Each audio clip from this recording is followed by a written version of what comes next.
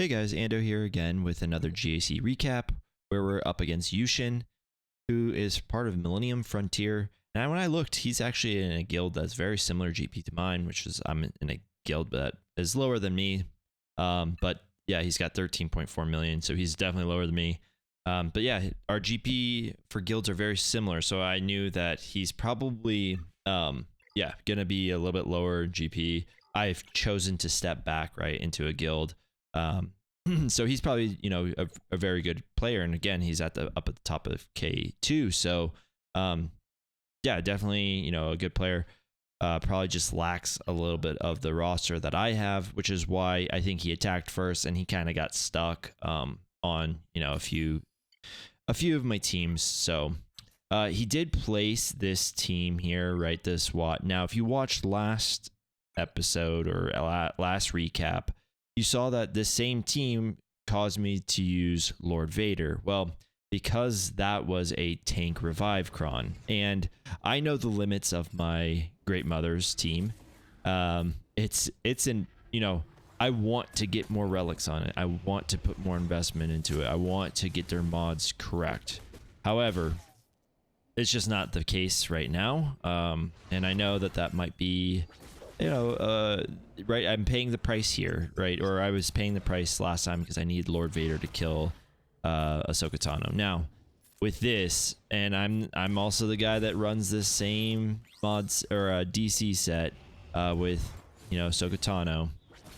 Just be aware that you can get by with cheaper stuff here, right? Everyone should know the pros and cons of the decisions that they make for datacrons, mods, what team comp that they're running. Well, this is one of the, the unfortunate parts of choosing this datacron set with, this data or this team comp, right? If you're not going to put Ezra in there, this can very easily be Great Mothered. So, yeah, just want to put that there. My cron is that I gave him a every 2 buffs gives 5% offense to dark side allies. They have the, I think, what is it called? Like the 75, 50, 25% protection up plus then the Hu Yang cron, which is, it reads very well. It's just unfortunate again because, yeah, without Ezra in there, and even with Ezra in there, it kind of still opens it up because we just... That tank cron is just so annoying because you just oftentimes get the team down, and then just so happens that Ahsoka needs to be killed twice, and especially if R9 R10 can really take a time to kind of do this. Even with this, right, you're seeing without the tank revive cron, right, it still does take a decent amount of time. So yeah, we end up killing this one, and I think it's actually for perfect banners. So just be aware again that Ahsoka Tano with that set plus, I guess we missed 2 banners there. Can get killed by Great Mothers, right? All right, so they gave us a Finn Zori comp with OG Poe, which OG Poe then starts them out with the fear. So I know you can 2-man this, but I just, I couldn't bring myself to doing it. I know it's better banners, and I know that the success rate is basically undefeated. I didn't want to do it because I thought to myself, I really do need to clear this on this one shot. And so what this is really, and you can even solo this, like you can truly solo this. This is just, I gave myself a health cron. I don't even think there's any dark side affiliation in here. I think it's a BB-8 cron. But yeah, it's got 52% health, and really all this is just like a version of whack-a-mole, but your hammer this time is just Malgus's 3rd ability. So right, so we're just waiting for his 3rd ability to come back online, and then we will pick someone. Unfortunately, there is quite a bit of stealthing that happens here, or even just the taunting. So I would love if I could have just went right after Zori or you know, the new Finn, but I couldn't, so we just have to hang out here for a little bit. But yeah, if I could, you know, kill order would be Zori, then OG Finn, then I guess Poe would have to be the first, because you still do get feared. But once you're done getting feared, yeah, I would go Zori, then, you know, Finn. Obviously, again, stealth is a thing, taunts are a thing. So just gonna slow play this again. Just kind of like I said, it's a funny game of just whack-a-mole. But the hammer this time is Malgus's third. So yeah, I didn't even want to, you know, I thought maybe I could work him down. No, just go ahead and get the kill. But yeah, really easy counter. And again, I know this can be soloed. So again, think about this. If you're going to set up your defensive board, right? How can you draw someone's Malgus out, right? It's a Malgus is an offensive team again. You know, I mean, he kind of always he started out as a defensive team, and then kits started releasing where he started to become weaker on defense, and now he's an offensive team. So, okay, so I will say, I full admit, this is me playing this. How do I play this? And I don't mean this in a demeaning way. This is me playing down to the roster's decisions that were made for me. Right. If this guy was, you know, doesn't matter about his roster per se. He could be 5 million GP, but if he had a full R10, this team, I would not bring this team, right? Especially if it had the double Ami. This is a Relic 2 Darth Vader Duel's End, and it does not have a single Ami, if I recall correctly. But that's why I brought this counter, essentially. I would be much too afraid of this, honestly. And maybe it still works, I don't know. But I would be much too afraid to try this on like a full, really high relic, with, you know, the fractures that are happening with that AoE there. Yeah, even with, I mean, you could see like I think she's R7 or R8. I don't remember now. But she's, you know, she got killed once right there. So even with this team, right? Yeah, it's a Relic 3 Darth Vader Duel's End. You know, again, if that's a Relic 7, Relic 8 or something like that, we would be all in a lot more trouble than what we currently are. So yeah, again, this is me playing down to the relic levels that were presented to me. You know, again, not trying to diminish that to my opponent. You know, obviously that was, you know, you would have to play that differently, and Coliseum and the way it is. So yeah, I tried Bo-Katan Mandalore there. Just timed out, honestly. Just way too many revives with kicks, and decided, hey, you know what? Now's the perfect time. Let's just clean something up with our Wookiees that we never get to use. So yeah, just autoed it. No leader anymore. And I forgot what the cron was. I think it was the healers. Yeah, so that's negated out of it. So yeah, once kicks was gone, yeah, that healer cron went away. And I believe it was just a light side buffs or a light side bulk. So yeah, they didn't get any of that either. So easy win. So here in the back, we did see, you know, a Rey. He's got a Stormtrooper Luke team, and then Reva. Again, another Reva, just like last time, where people are putting Reva on defense, and they are they're putting Reva on defense, but they don't have the new Barriss, and you can punish people for doing that, right? Like, you can punish people for doing that because they're not,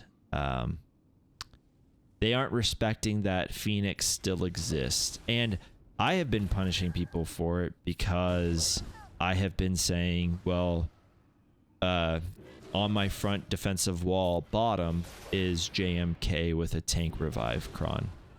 And if people are going to put Reva on defense, which I kind of speculated that they would, because of the new, you know, Datacron for Inquisitors. Not saying that, you know, JMK is this unbeatable force, but without Riva there, you have to pay a price, something akin to, you know, a mirror match or JML. And those are all things that you can set to exploit from your opponents, right? The more you can kind of take those educated guesses, you know, again, sort of thinking about, well, what do we think the meta is going to be, the more you can, yeah, exploit it a little bit, right? If that's fine. If you want to set Riva on defense, especially with the new stuff that's coming out, I think I have an answer for her, but especially whenever it's a just an old comp, but with the focused datacron, yeah, I know there's other things that I have, and again, you know, I wasn't planning on using Phoenix, but the fact that you've given me an opportunity to is essentially giving me a free team to use. So yeah, unfortunately I lost mission there. I think I lose Zalbar as well. You know, I think a lot of this was thrown aside whenever I got ability blocked. But yeah. Oh, I guess maybe I don't lose Zal. I guess not. But anyways, blood banners enough to say that I could basically lose him. So yeah, it's not a pretty win, but yeah, definitely just, I think, happened whenever the ability block happened and just didn't recover fully from that. Okay, and the next fight that I take is just Gas 501st. I wasn't having any plans for him, so I decided to use this. I will say that this is, I wish it was the roll cron that they got, but it's just the roll attacker cron, right? Like, it's not their bad batch cron. Because I don't know if this would work against that roll cron, but obviously I'm sure that there's going to be people that place it on defense. Even though I know they're doing really great things on offense, I think that, you know, there's going to be some people that potentially put this on defense and see what it can do. But I wasn't able to test that, so this is just, like I said, I think it's an attacker cron. Very easy fight for 64, if I remember right. And then that one's that. And then, all right, so earlier on, I took my Night Sisters. Now, my Night Sisters have been money for me. They've been absolutely aces.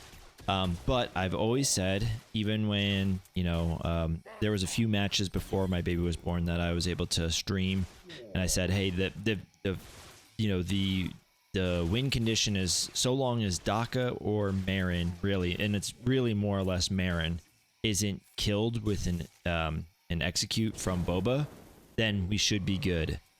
Well, unfortunately, in that case, Marin was the one that got yeeted with the good old Boba rocket. So I wasn't able to, you know, to beat that team, because once Marin dies, they didn't kill me or anything. I couldn't get enough plague on them, and yeah, they just kind of timed out on them. So